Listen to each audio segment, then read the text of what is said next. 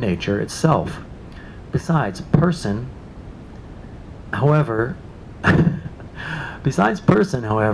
what else is not saved are those properties of the body called genes, gender, race, and God knows what else. These have no eternal life either.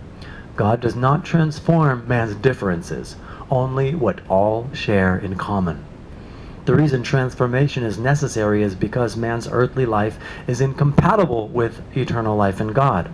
Indeed, the only reason there is heaven, God's eternal life, is because eternal life is not man's earthly life, is not life in this world, nor in any place, but solely in God.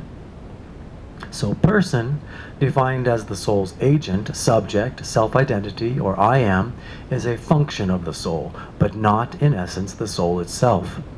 Just as a body can cease to function, so too the soul can cease to function. All these functions, however, are not the ultimate essence of the body and soul. Indeed, only God knows the true essence of man, of human nature, and of all that God creates, in fact. I have another question. Why not ignore the differences between and among us, because they are not eternal, and focus instead on what all share in common, which God made eternal? Number 4. No separation of body and soul. Beyond death of the unitive condition, there is no experience of any separate body or soul, in fact, no experience of either one. There is neither division, union, or anything that could be called one, or the oneness of any two. Strictly speaking, human nature can no longer be defined as body and soul. Obviously, this duality is man's view of his own human nature, which is not, however, God's own human nature. In God, the glory of body and soul are indistinguishable. No duality whatsoever. This is where only the term Christ can define man's deified, eternal human nature. God's own human nature, that is. Since all man knows about death is the cessation of bodily organs, based on this, the belief seems to be that since the soul was responsible for the life of the body, when the organs cease to function, the soul leaves the body, abandons it. But why would it leave? Is this all the soul is about, to make the body work? As the cause of the body's function, the cessation of bodily function could only mean the cessation of the soul's functions. So just as the body does not disappear when it ceases to function, neither does the soul leave when it ceases to function. As totally indistinguishable, body and soul move to a different dimension of existence, only not of this earth. There is never any separation of body and soul. Both are simultaneously transformed and indistinguishable in the glory of God. Besides, an immaterial soul can never be enclosed in matter anyway. It cannot be locked into a physical body ever. As the cause of the body itself, its priority governs both the body's initial and final estate. Body and soul can be no more separated than creation can be separated from its creator. The idea that at death the soul leaves the body and then later recreates it or re-enters it is pure myth. There is probably nothing anyone could say, however, that would ever convince people there is no duality or separation of body and soul. This false idea has been around so long, maybe from the beginning of man, that there is no foreseeing any change in this false view. This is too bad, because there is no truth to it whatsoever. Here's my little thought for you. She says that the soul leaves the body and then later recreates it. The soul recreating the body. Why? Because the soul comes first, according to Bernadette Roberts, and gives the body something to inhabit. I think that's right. I have to go back on that. Number 5, death of the soul. In one sense, it could be said that the human soul actually dies. If the soul is the life of the body, then how could the body die unless the soul died? Why would, or how could, the body die if its life did not die? How could the body's life go right on living without its body?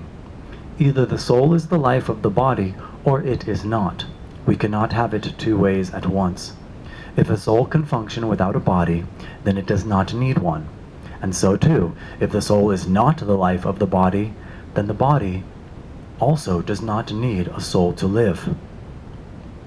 Right here we could launch into the philosophical understanding of man as a composition of three souls: vegetative, sensory, and rational. But there is more to human nature than these three souls. Indeed, Paul defined man as body, soul, spirit, which we will go over later. If we remember, in the unitive state, man's experience of his soul, or life, is no different from his experience of God. There is no drawing a line between the experience of God as one's life and that of one's soul. While one is not the other, still, there is only a single experience of life and being. When completely transformed, however, this one life, God and soul, leave the body forever and are never experienced again. Thus, the body lives on, but with no experience of life, none. Either the body has a life of its own, is soulless, or man's definition of the soul as life of the body is not true. To avoid any anxiety about the soul's dying, ceasing to exist, let us remember that the soul man experiences during his earthly life is not his deified soul in eternal life, i.e. in God. What man experiences as a soul on this earth is no longer recognized or experienced as such in eternal life. So those who think loss of soul means going to hell had better think again. Death of the soul would leave no one to go to hell. And there's a footnote at the end of this last page of the chapter Death of Christ, 365. And I have a question that I'll ask before for you to think about. Is God fulfilling the faculties of the soul adequate rationale for their ceasing? Here's the footnote. It was the belief of some theologians, Duns Scotus to name but one, that the soul is identical with its faculties or functions, and that these functions are the true nature of the soul. On a purely experiential basis, this seems to be true, for without its functions, especially the will and intellect, what is left to call a human soul? So when Maximus affirms that in the end these faculties cease to function, since once in God they are no longer needed, this would mean death of the soul.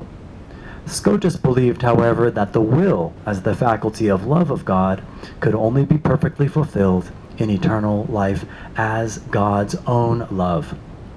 So just as the Spirit's love is the fulfillment of the will, the Logos' divine knowing is the fulfillment of the intellect, and the transcendent, the fulfillment of the ground and glory of all being, which, in terms of the faculties of the soul, would obviously have to correspond to the memory, which I think has very little to do with what we ordinarily think of by that word, but rather bending back on oneself, self-consciousness, self-reflection.